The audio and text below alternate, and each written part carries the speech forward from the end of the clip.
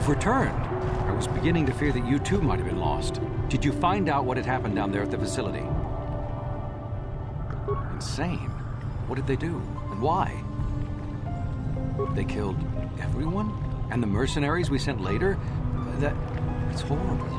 What caused them to all go insane at once like that? Something was down there? Living in the rift by the KOTOR?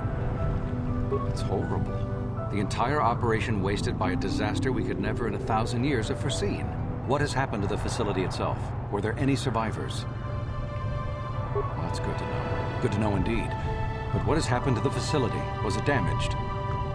No, that is terrible. That will set our work back years. It may even cost us the war.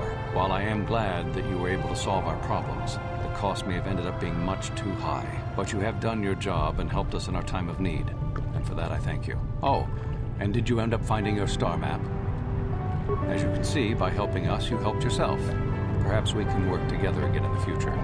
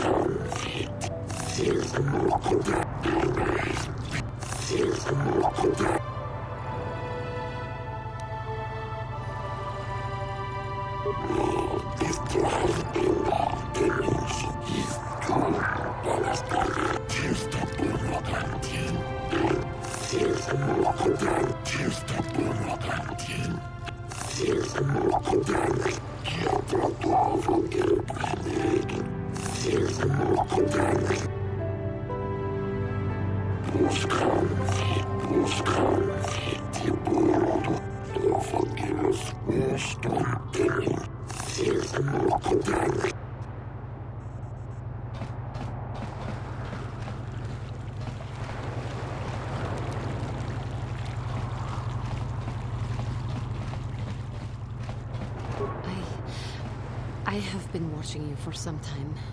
I wonder if you have noticed. I have been thinking of how far I had fallen, and how you exemplify the code of the Jedi. I find myself ashamed.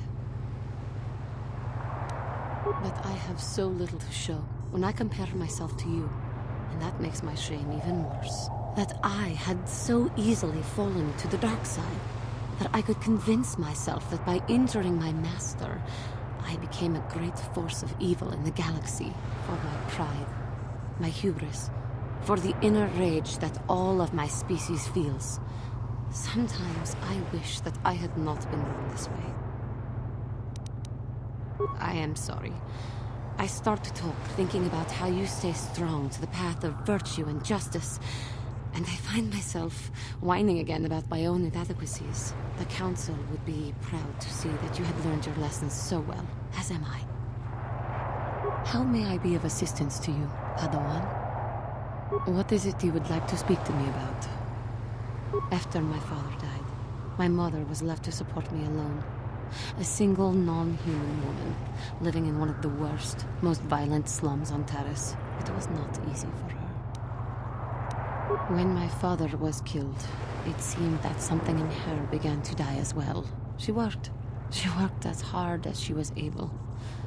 But over time, she began to waste away. I later learned that she was unable to get enough money to feed both of us, and had to start borrowing from the exchange, a band of cutthroats and smugglers. But even that was not enough. She hid what she was doing from me. She gave most of her food to me so that I would be strong, but she herself was suffering deeply from it. In the end, she could go on no longer, and collapsed at the cantina where she worked one day. She never recovered. There was nothing really that I could do for her. She left me no money, and no doctor would see her without being paid first. I sat by her bed for days as she lay there dying.